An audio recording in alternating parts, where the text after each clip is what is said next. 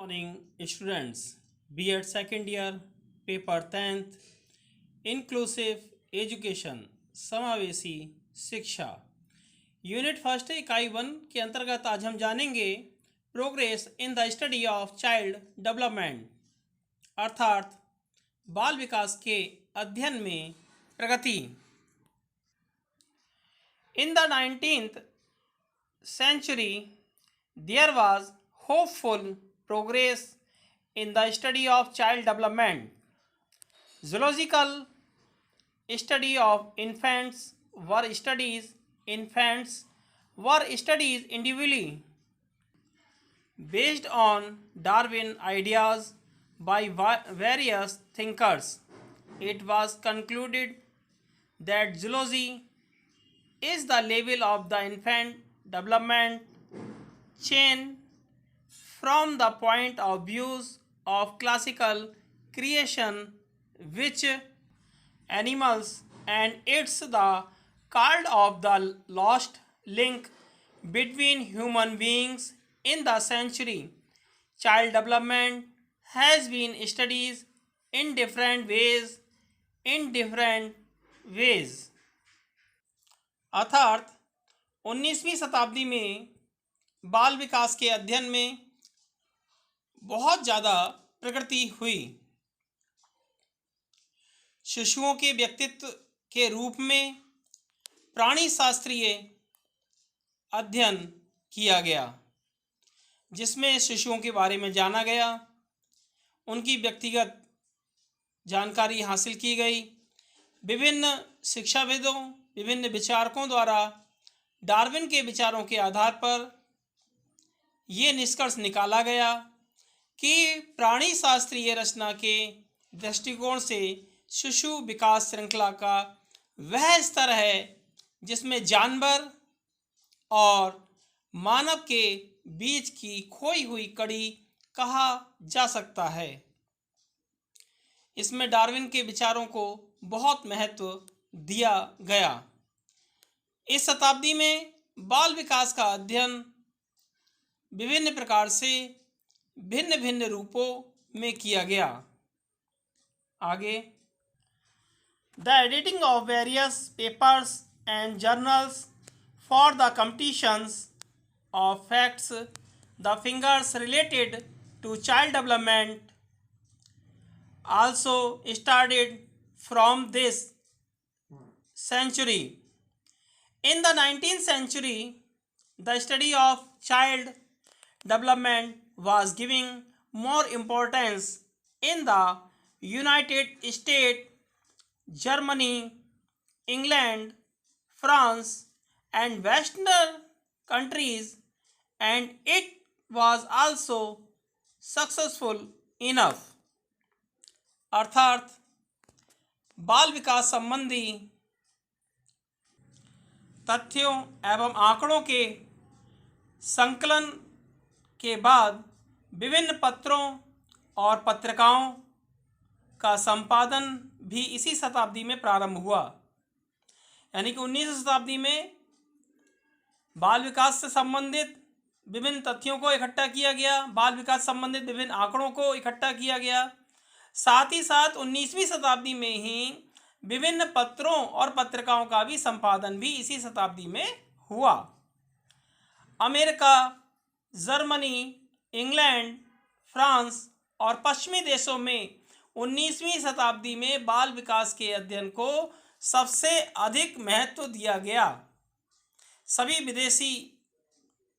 विदेशों में जागरूकता फैल गई और इस जागरूकता का परिणाम ये हुआ कि अमेरिका, जर्मनी, इंग्लैंड, फ्रांस और पश्चिम देशों में सभी में पर्याप्त सफलता भी प्राप्त हुई। Next, in order to make this scientific study of child development worldwide, I have a possibility of establishing international academic society in all Western countries like America, Germany, France, England, and Poland, etc. Mr. Ganesh of Child Development Studies Committee is created to Stanley Hall in 1894 AD, Chicago is. What on the occasion of the Committee or Internal Education, Stanley Hall arranged the first American organization of this kind. Again, following his footsteps, different countries step up separate committee. This type of international congress was first organized in 1906 in Berlin. अर्थात बाल विकास के इस वैज्ञानिक अध्ययन को विश्वव्यापी बनाने के उद्देश्य से अमेरिका, जर्मनी, फ्रांस, इंग्लैंड तथा पोलैंड आदि विभिन्न देशों में, प्रायः सभी पश्चिमी देशों में अंतर्राष्ट्रीय शैक्षिक समिति की स्थापना हुई। इससे ये फायदा हुआ, अंतर्राष्ट्रीय शैक्षिक समितियों से बाल विकास को महत्व मिला और बाल विकास के अध्ययन समिति के श्री गणेश का जो श्रेय जाता है वो स्टेनली हॉल को है। 1894 ईस्वी में शिकागो में होने वाली अंतर्राष्ट्रीय शिक्षा समिति के अवसर पर स्टेनली हॉल ने इस प्रकार के प्रथम अमेरिकी संगठन की व्यवस्था की। इस व्यवस्था के परिणाम स्वरूप ये श्रेय भी उन्हीं को जाता है। फिर उनके चरण चिन्हों पर चलकर विभिन्न देशों ने भिन्न भिन्न प्रकार की समितियों की स्थापना की। प्रत्येक देश में बाल विकास से संबंधित विभिन्न प्रकार की समितियों का गठन होने लगा। 1906 ईस्वी में बर्लिन में सर्वप्रथम इस प्रकार की अंतर्राष्ट्रीय कांग्रेस का आयोजन हुआ। इस व्यवस्था से फायदा ये हुआ कि बाल विकास के क्षेत्र में वैज्ञानिकों ने जो विभिन्न देश थे, जिसमें अमेरिका, जर्मनी, फ्रांस, इंग्लैंड और पोलैंड आदि विभिन्न और साथ ही साथ पश्चिमी देशों में इन शैक्षिक विकास काफ़ी हुआ और अंतर्राष्ट्रीय शिक्षा समिति का जो श्रेय जाता है वो भी स्टैनली हॉल को जाता है।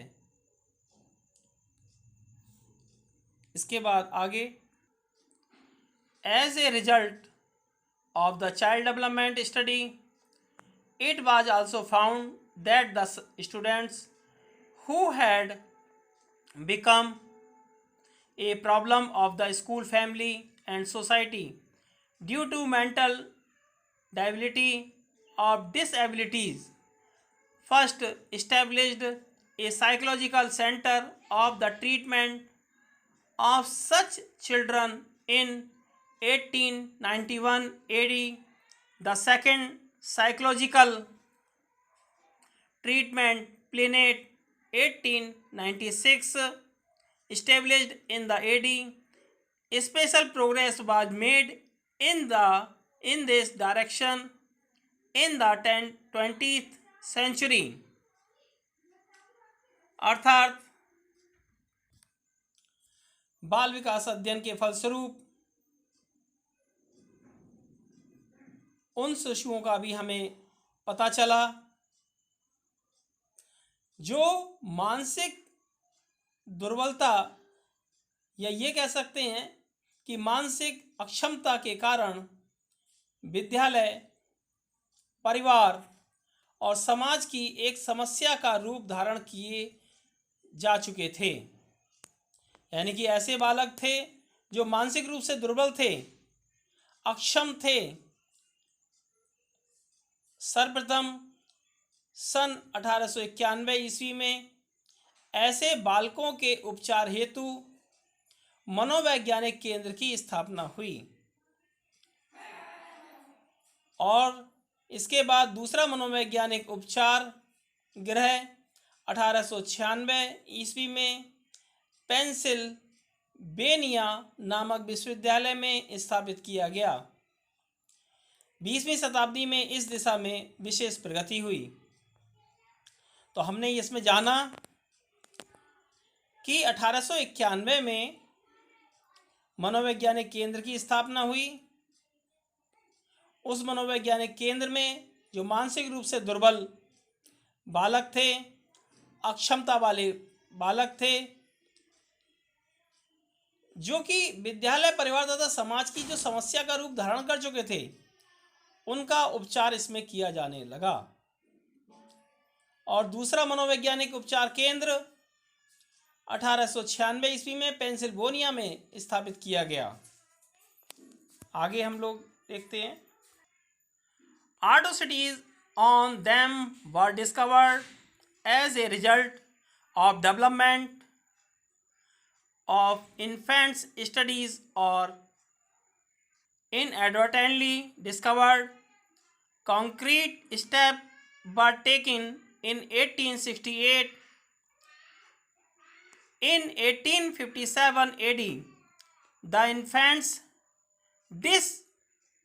Amendment Block Committee was established in 1857. In 1887 AD, in the Infant Settlement House in New York. In 1899 AD, a book called From the Child's Standpoint was published by Florence H. Victor Byrne for parents related to this subject. In addition, under the years 1898 and 19, juvenile crime court were established in cities like Denver, Boston, Chicago and New York. अर्थात शिशु अध्ययन के विकास फलस्वरूप जाने या अनजाने में रूप में उन पर होने वाले अत्याचारों की खोज की गई। इसके निवारणार्थ सन 1868 ईस्वी में ठोस कदम उठाए गए। 1857 ईस्वी में शिशु निर्दयता अवरोध समिति की स्थापना हुई।